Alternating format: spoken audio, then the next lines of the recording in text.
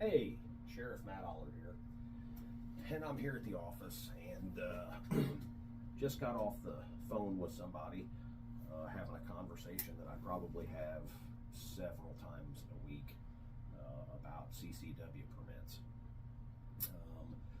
Most of you know that many states now are permitless carry, and while that's a really cool thing, there are oftentimes very nuanced portions of the law that actually have benefits to having a CCW permit. And I get that question a lot from people. Now that Missouri is a permitless state, why do I even need a CCW permit?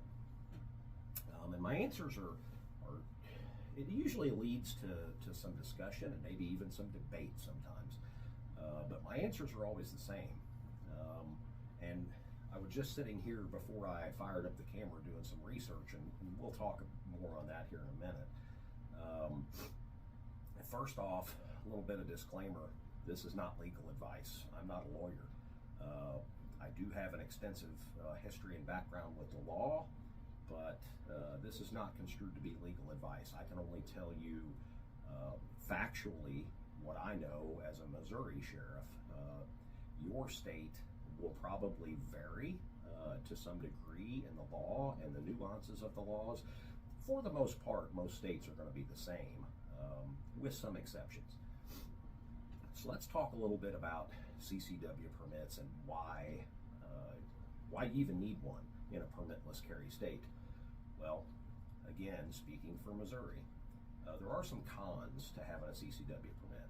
One con is that there are fees involved, and you have to take the time to go visit your local sheriff's office to get your permit or to get it renewed. And there are fees associated with that. They're fairly minimal, but there are fees associated with it. That's the only cons I can really think of.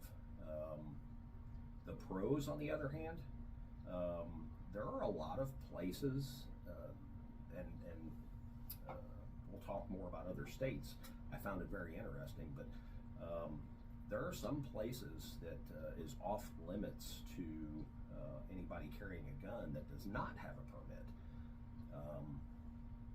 And there are also issues of the nuances in the law, at least here in Missouri. And I'm going to give you an example.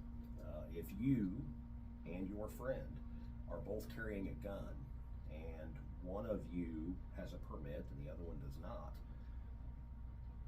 if you go to a place where it's posted off limits because Missouri has allowed private property owners and businesses to reserve the right to exclude concealed carry on their premises. So if you see the sign on the door, no concealed firearms, and you go into that place, say it's a restaurant, and you have a permit and your friend does not, under the law, since you have a permit, you committed an administrative violation, right?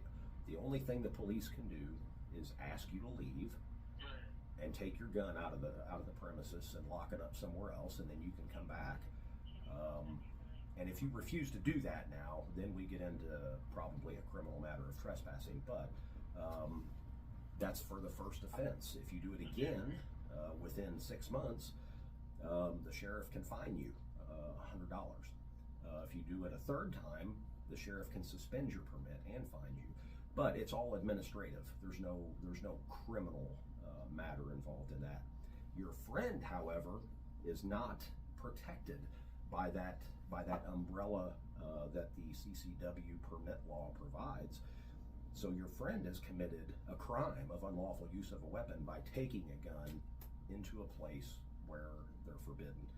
So a permit can save you if you accidentally miss a sign or something like that on a door. A permit can save you a criminal charge, and believe it or not, there are places even here in Missouri that the cops will arrest you and a prosecutor will prosecute you for weapons violations like that. Another benefit is travel. If you're going to travel outside your state, while most states permitless carry laws do allow non-residents to carry permitless in their state, there are nuances to their laws as well. For instance, I was looking, I found it kind of interesting. Arizona. Permitless carry went in July 29th of 2010, so 14 years ago in Arizona. Any person 21 years of age or older who can legally possess a firearm under state and federal law can carry a concealed handgun in the state of Arizona without a permit. However, Arizona requires a valid permit from any state to carry into an establishment that serves alcohol for consumption on the premises. So you're traveling through Arizona, it's a permitless carry state, and you don't have a permit, you're perfectly legal until you walk into Applebee's to eat lunch because they serve alcohol.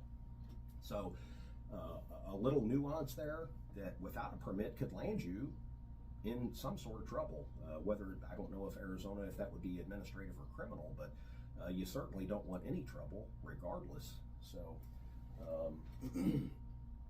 another interesting one that I found was, I believe it was Texas. Let me scroll through here. Yes, so their permitless carry went in September 1st of 21, so just 3 years ago. Any person 21 years of age or older who can legally possess a firearm under state and federal law can carry a handgun in the state of Texas without a permit. Texas does have places that are off limits for those carrying under permitless carry that is legal for those who have a permit that Texas honors.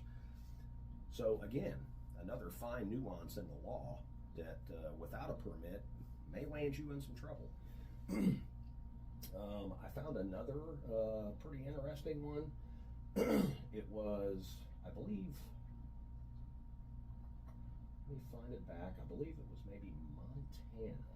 No, it wasn't Montana. It actually restricts, here it is, it's Oklahoma. Pretty much all that is the same. However, Oklahoma limits the maximum caliber a person can carry to .45 caliber, which I found really odd. So if you've got like a, I don't know, 50 Roland, you've converted your Glock to 50 caliber Roland, you're probably outside the law there. So that leads me to my number one point of what the benefits are to having and maintaining your concealed carry permit, is the training that you get. And I have had people say, I know how to shoot a gun, I don't need to be trained. Well, yeah, the training is not about shooting a gun, although in Missouri there is a live fire portion where you have to actually qualify. But the training that I'm talking about is you'll actually have either online or some classroom training that will familiarize you with the laws in your state. And it should cover, at least in Missouri, it covers use of force law, when it's legal, and how you justify using force. Most people don't know where you can carry and where you cannot, what places are completely off limits, whether or not there's a duty to identify if you have contact with law enforcement. There are all kinds of probably very fine or what may be considered very fine nuances to every state's laws regarding concealed carry.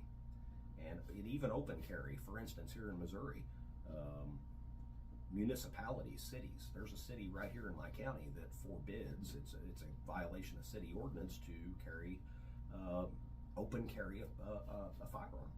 However, if you have a permit, the permit supersedes, the state permit supersedes the city ordinance, and you can carry open. And there's probably a complicated reason for that, I would guess, in that the cities passed ordinances around the time concealed carry came in because they didn't want people to be carrying a concealed firearm and go to reach for something, and the next thing you know, you can see a gun, and then it becomes open, so you're not concealed carrying anymore. So the idea of the concealed carry permit superseding the open carry ban in cities is so that something like that doesn't happen inadvertently, and you get rung up by the city for something like that. So anyway, I certainly think, my opinion, I certainly think the pros of taking the time and effort to get a concealed carry permit outweigh the cons. Again, the cons, the only cons I can think of is the fee that is associated with the initial permit and the renewal, and the time that it takes to go get the permit and renew. And you know, the training time may be considered a con by some people. I consider that a pro, because you're actually going to hear from somebody who knows the law about what the law says, because let's face it, most people will not take the time to research the law.